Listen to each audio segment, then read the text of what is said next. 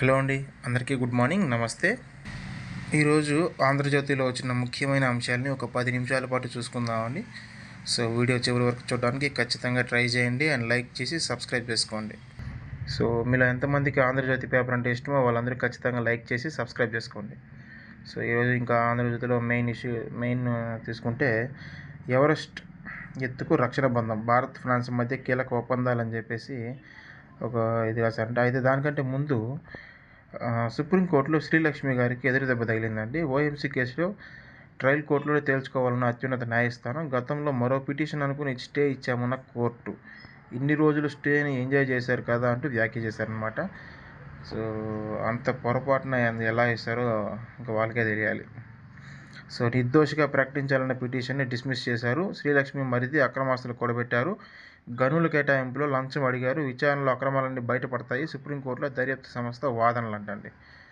So ఇంకొక 50 సంవత్సరాల దాకా వీళ్ళు వాదిస్తూనే ఉంటారు, కేసు అయితే తేలదు. ఎందుకంటే వీళ్ళకందరికీ బీజేపీ అండ బాగా పుష్కలంగా ఉందండి. బీజేపీ అధికారంలో ఉన్నంత కాలం, ఖచ్చితంగా చెప్తున్నాను, బీజేపీ అధికారంలో ఉన్నంత కాలం జగన్మోహన్ రెడ్డి గారి కేసులు కానీ, లడ్డూ కేసు కానీ ఏ కేసు తేలనివ్వరండి. వాళ్ళు ప్రతిదీ కూడా రాజకీయానికి వాడుకోవడానికి మాత్రమే చూస్తారనమాట. సో అది అందరికీ తెలిసిన విషయమే, ప్రత్యేకంగా నేను చెప్పాల్సిన అవసరం లేదు. సో అట్లాగే నాణ్యమైన లడ్డూలు అత్యంత పారదర్శకంగా నెయ్యి కొనుగోలు టీటీడీ, క్వాలిటీ దెబ్బతినకుండా నిబంధనల మార్పులు, టెండర్ దక్కించుకున్న సంస్థల నిబంధనలకు ప్రకారం అన్ని పరీక్షల్లో ఉత్తీర్ణత సాధించాలి. ఎన్డీడీపీ నిపుణులు సూచించిన ఆవు నెయ్యి ధర పరిగణలోకి తీసుకుంటారు. టెండర్ కేటాయింపుల్లోనూ పారదర్శకత, శ్రీవారి ప్రసాదాల నాణ్యతను, పవిత్రతను కాపాడడానికే కట్టుబడి ఉన్నామని చెప్పేసి టీటీడీ నిన్న టీటీడీ సంస్థ ప్రకటించిందండి. సో అడ్డగోలు ఆరోపణలపై వాస్తవాలతో సవివరణ ప్రకటన అని చెప్పేసి అంటే వివరణ ఇచ్చారనమాట టీటీడీ వాళ్ళు. సో దాని గురించి ప్రధానంగా రాశారనమాట. సో ఇక 22 ఏళ్ళు అయిందండి. సో యాక్టర్ ప్రత్యూష గారు మరణించి, సో ఆమె కేసు నిన్న తేలిందనమాట. ఆత్మహక్కు ప్రేరేపించడమే నేరమే అని చెప్పేసి సుప్రీంకోర్టు తీర్పు ఇచ్చిందండి. సినీ నటి ప్రత్యూష కేసులో సిద్ధార్థ రెడ్డికి 2 ఏళ్ళు జైలు శిక్ష ఖరారు చేసిన సుప్రీంకోర్టు 4 వారాల్లో లొంగిపోవాలని ఆదేశం.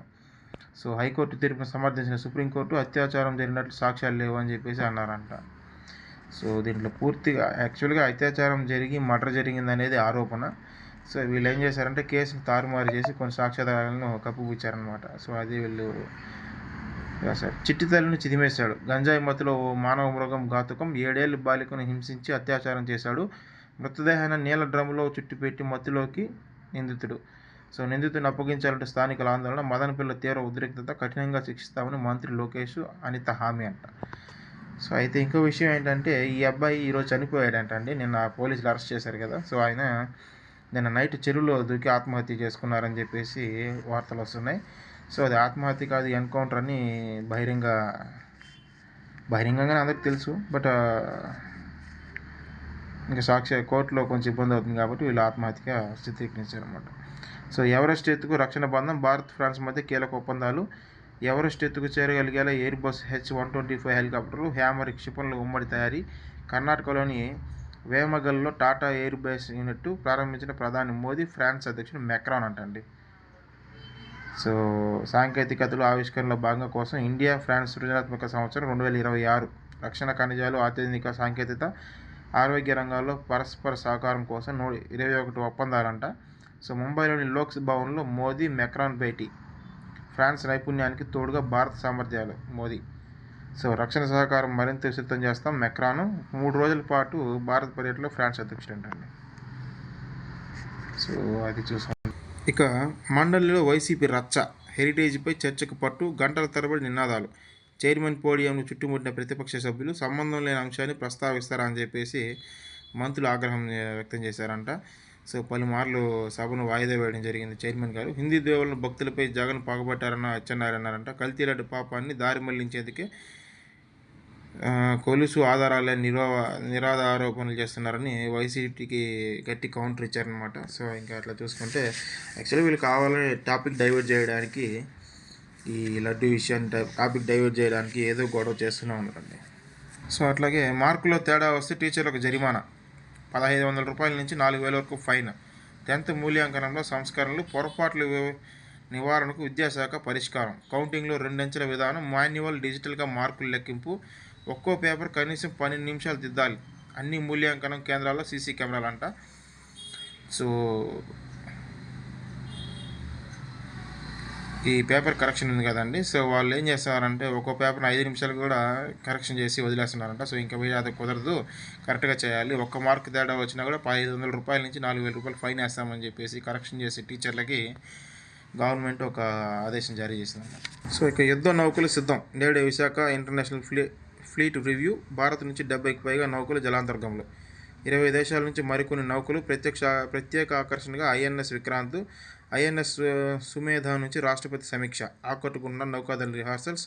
విశాఖ చేరుకున్న ముర్ము, స్వాగతం పలికిన governor Nazeer, deputy CM Pavan Kalyan. So విశాఖకు సీఎం చంద్రబాబు నాయుడు సైతం వస్తారంట. సో దాని గురించి అసలు ఐబొమ్మ రవికి బెయిల్ మంజూరు అంటండి. హైదరాబాద్ విడిచి వెళ్ళరాదని షరతు. ఏప్రిల్ 4న 4 రాష్ట్రాల అసెంబ్లీలకు ఎన్నికలు జరిగిపోతున్నాయంట. సో ఇక వైద్యులకు వినయమే హాల్మార్క్. మానవత్వం, వినయంతో సేవలందించాలి. గిరిజన గూడేలు గ్రామాల్లో సేవ చేయాలి. ఎయిమ్స్ స్నాతకోత్సవంలో మంత్రి లోకేష్ నూతన ఆవిష్కరణలకు అందిపుచ్చుకోవాలని చెప్పేసి కేంద్ర మంత్రి అనుప్రియ పటేల్ అన్నారంట. ఇక ఆర్టీసీ ఉద్యోగులకు పీఎఫ్ టెన్షన్. ఈపీఎఫ్ నుంచి సిపిఎఫ్లోకి వచ్చి ఏడాదిగా పైగా అయినా కూడా ఇంకా లేదంట.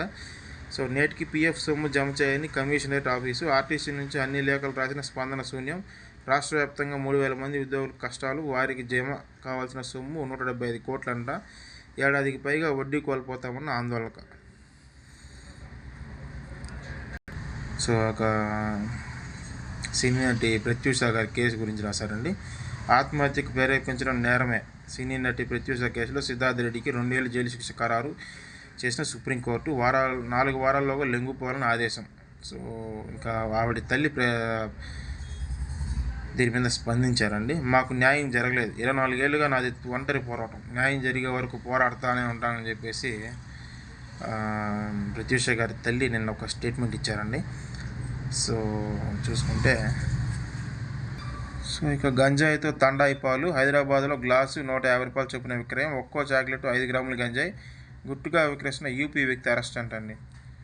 సో ఇప్పటిదాకా గంజాయి విక్రయాలు చూసాం, గంజాయి చాక్లెట్ల అమ్మకాలు చూసాం, గంజాయి మట్టి తీసి హాషిష్ ఆయిల్, గంజాయి తైలంలో తయారు చేసాం. కానీ గంజాయి కలిపిన తండాయి పాలను చూడలేదు, వినలేదు. కానీ చల్లార్చిన పాలల్లో ఐస్ ఫ్రీ ఫుడ్స్ కలిపి తండాయి పాలు అనే పేరుతో ఉత్తరప్రదేశ్లోని ఆగ్రాలో వీరుగా విక్రయిస్తున్నారంట. సో పాలకు మంచి గిరాకీ ఉంటుంది. అయితే యూపీకి చెందిన ఓ వ్యక్తి మామూలుగా కాకుండా గంజాయి చాక్లెట్లు కలిపి తండా పాలను హైదరాబాద్లో నటు రోడ్డు విక్రయిస్తున్నారంట. సో అదే అండి, చివరికి వచ్చిన ప్రతి ఒక్కరికి థ్యాంక్స్. అండ్ ఖచ్చితంగా లైక్ చేసి సబ్స్క్రైబ్ చేసుకోండి.